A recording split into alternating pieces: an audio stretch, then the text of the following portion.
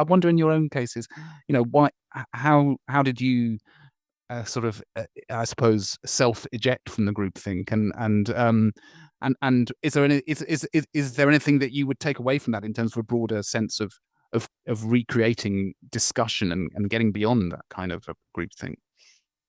We've been asked this question a number of times in a Okay. number of different ways.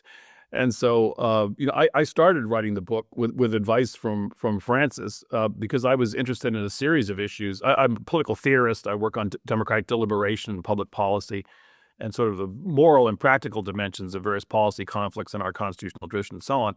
But anyway, I thought there were a whole series of issues where um, progressive discourse and deliberation was undermined by not taking more seriously concerns coming from the other side of the political spectrum. So I've written some things on immigration where I've thought that for quite a while, where high levels of immigration from countries sending low-skilled workers can undercut wages, and there are questions about national solidarity and supporting welfare states and so on and so forth. So it's going to be welfare abortion, which I think certainly in its later stages raises questions that are not grappled with nearly as much as they used to be in political theory and ethics in the 1990s. And COVID.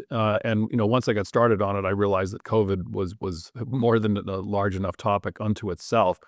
But I did have exactly the sorts of concerns that Francis mentioned just a second ago, which is that in the academy and elite professions, journalism, science, and so on, there's just a kind of dismissiveness of arguments that are associated with the other side, and it's to our detriment. And I do think it's worse than it used to be.